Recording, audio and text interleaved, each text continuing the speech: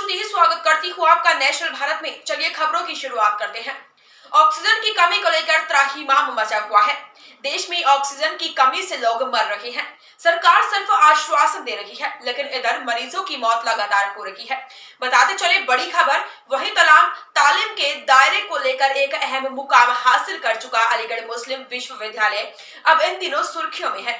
AMU coordination committee के छात्रों के द्वारा असहाय और ऑक्सीजन की कमी से जा रहे जानों को बचाने में कमेटी के छात्रों के द्वारा साल भर में आने वाले ईद के त्योहार को भी कुर्बान कर दिया। देखिए हमारी खास खबर नेशनल भारत पर।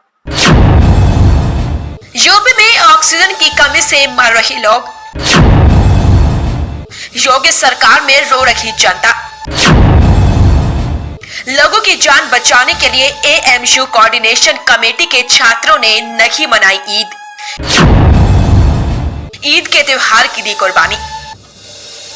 वही बात यूपी की जाए तो हर रोज मौत का ग्राफ बढ़ता ही जा रहा है और अलीगढ़ में स्थित अलीगढ़ मुस्लिम विश्वविद्यालय का है, जहां 2 दर्जन भर से ज्यादा स्टाफ के कर्मचारी व प्रोफेसरों ने कोरोना महामारी के बीच ऑक्सीजन की कमी से दम तोड़ दिया, जिसको लेकर एएमयू कोऑर्डिनेशन कमेटी के द्वारा चिंता व्यक्त करते हुए निर्णय लिया, कोरोना में ऑक्सीजन की कमी से अब कोई जान नहीं जाएगी।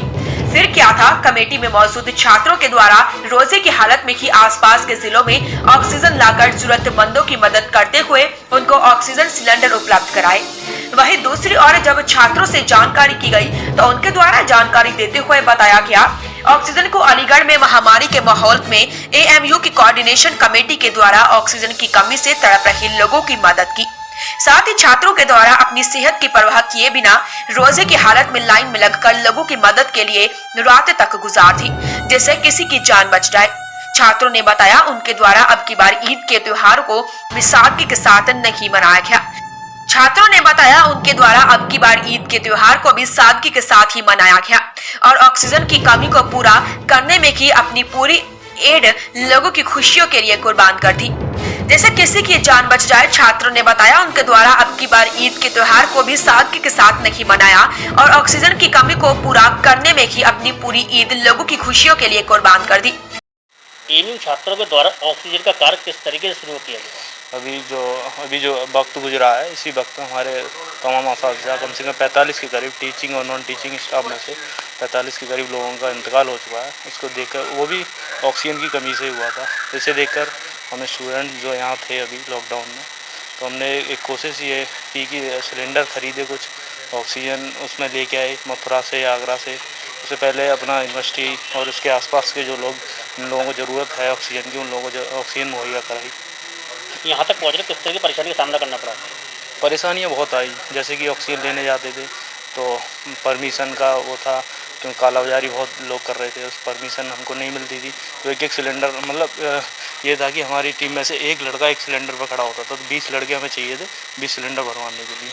और भी परेशानियाँ थी, हमें दोपहर में रमज़ान की हालत में कोई मथुरा कभी आगरा जाना पड़ता था ऑक्सीजन लेने के लिए। जिस तरीके से आपका कार्य चल रहा है, कितने आपके सहयोगी छात्र हैं और किस तरीके से किसी ने इसका विरोध भी किया आपसे? हमारे कम से कम 20 के करीब हमारी टीम है, सब स्टूडेंट्स हैं, ग्रेजुएशन के हैं सब ज़्यादातर।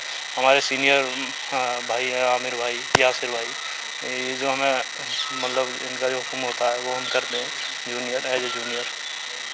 जिस तरीके से रमज़ान ईद का त्यौहार गया है, क्या आपके ईद का त्यौहार घर गए थे आप, या नहीं रहकर आपने पूरा टीम ने कर दिया? ये पहली मेरी ज़िंदगी पहली ईद है मेरी क्या, और भी हमारे जो दोस्त हैं टीम 20 के करीब सारे, यहाँ तक कि जो अलीगढ़ में ही रहते हैं वो भी घर नहीं आ पाए।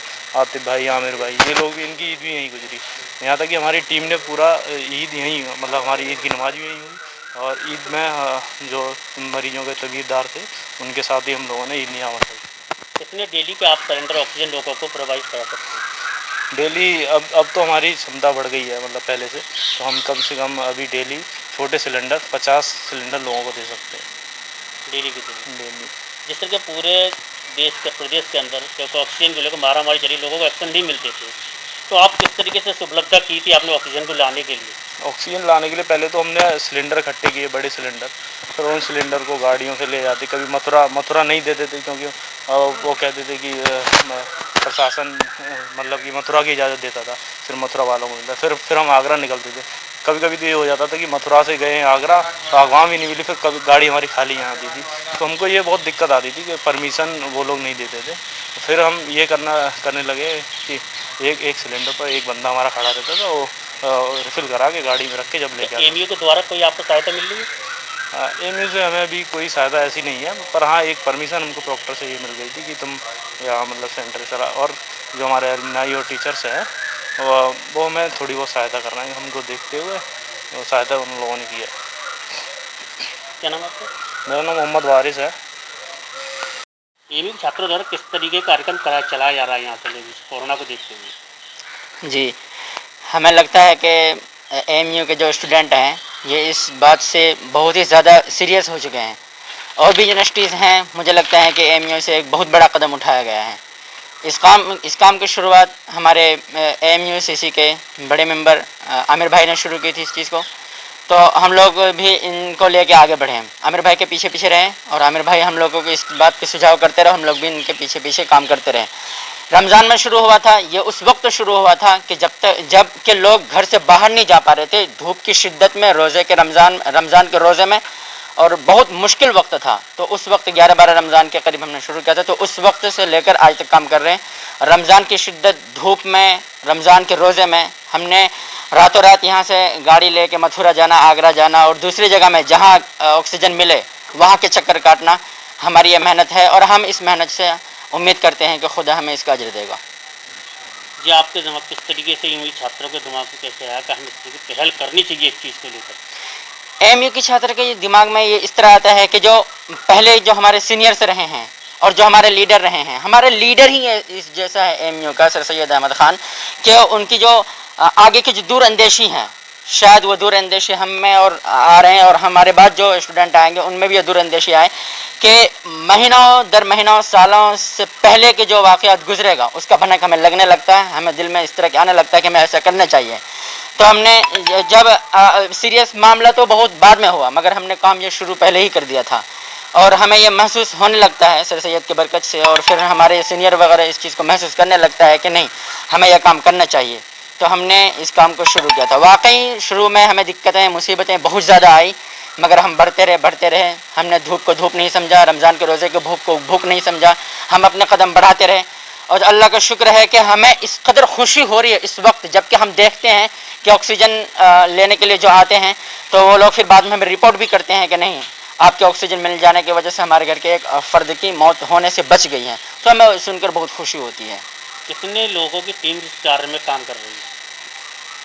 अभी इसमें काम करने वाले तकरीबन 20 लोग हैं, और इसमें आमिर भाई, आतिफ भाई, और हमारे हैदर भाई और पारस भाई वगैरह, ये हमारे बड़े चीफ में से हैं, और हम लोग उन्हीं के साथ काम कर रहे हैं। और हमें उम्मीद है कि ये जब तक कि ये कोरोना वायरस ख़त्म ना हो जाए, और जब तक ये पेंडेमिक सही से ख़त्म ना हो जाए, तब तक ये हम काम करते रहेंगे। कितने लोगों को ऑक्सीजन आप तरफ से सुविधा दे चुके हैं? इस चीज़ की सुविधा हम तकरीबन 1000 लोगों को दे चुके हैं, और हर रोज़ दे रहे हैं, और आइंदा कोशिश करते हैं कि हम और देते रहें। किस तरीके से लोग आपसे संपर्क कर रहे हैं, और किस तरीके से आपसे ऑक्सीजन दी जा रही है? कि पैसों से दिया जा रहा है या फिर फ्री कॉस्ट किया जा रहा है? जी नहीं, ये फ्री ऑफ कॉस्ट है, इसके लिए कोई पैसे नहीं हैं। जो गरीब हैं, जो नेडी पीपल हैं, वो लोग आते हैं, और उन्हें किसी तरह किसी दूसरे आदमी के ज़रिए मालूम होता है, या मोबाइल फ़ोन से वो फ़ोन करते हैं। और हमारी एमयू सीसी के मोहम्मद वारिस मलिक भाई हैं, ये फेसबुक पे बहुत ज़्यादा एक्टिव हैं, और आतिफ भाई के बहुत ज़्यादा कॉन्टैक्ट इसमें लोग हैं कि एक दूसरे को बताते रहते हैं, तो मालूम होता है फ़ोन के ज़रिए, व्हाट्सएप के ज़रिए, और दूसरे एक दूसरे को जाके बताते हैं, तो इस तरह में मालूम होता है। फिर वो लोग आते हैं, और जिस तरह डिमांड बढ़ता है, जिस तरह लोग हमें डिमांड करता है कि मुझे इतना ऑक्सीजन चाहिए, इतना ऑक्सीजन चाहिए, तो हम उस चीज़ को बढ़ाते रहते हैं, और यहाँ से रोज़ गाड़ी जाती है ऑक्सीजन लेने के लिए। अब तक आपका कितनी सुविधा है इसके ऑक्सीजन को लेकर? कितने सिलेंडर हैं, और सरकार से क्या मांग करते हैं? हमारे पास जो इस वक्त सुविधा है सिलेंडर का, वो तकरीबन 50 हैं। 50 सिलेंडर यहाँ से जाता है, और हम गवर्नमेंट से हम इस चीज़ का कोई हम पैसे या रकम नहीं मांगते। हम ये कहते हैं कि प्लीज़ किसी न किसी तरह आप यहाँ के सिस्टम को बचा लीजिए, बस सिस्टम को बचा लीजिए। और जो वाकई ऑक्सीजन जो दूसरे ममालिक और जो दूसरे बड़े लोग जो हमें हेल्प कर रहे हैं, उसमें से करप्शन को ख़त्म कर दीजिए। सिस्टम को पहले बचाइए, फिर लोग इंसान खुद ब खुद बचने लगेंगे। ये मारा मारी जो हो रहा है, लोग की मौतें हो रही हैं, अस्पताल है, हॉस्पिटल है, मगर इसमें अभी ऑक्सीजन नहीं है, डॉक्टर हैं मगर दवाइयाँ नहीं है। क्यों? क्योंकि सिस्टम के प्रॉब्लम है। और वहाँ की इस तरह के सिस्टम में कमज़ोरी आने की बुनियाद पर हमने फिर अपना इस तरह के काम करने शुरू किए हैं। इसमें कुछ भी पैसे नहीं है, फ्री ऑफ कॉस्ट है। हाँ, जो लोग चाहते हैं हमारी मेहनत देखकर और हमारी इस तरह दिन रात के थकान को देखकर और हमारे इस तरह के रातों रात गाड़ी पे जाना ऑक्सीजन लेने के लिए और फिर दिन भर यहाँ बैठे रहना, इस तरह मेहनत करके कोई डोनेशन करता है तो हम दुआ करते हैं इसको डोनेशन को अल्लाह तबारक तआला कबूल करे। क्या नाम है आपका? मेरा नाम मोहम्मद फिरोज है।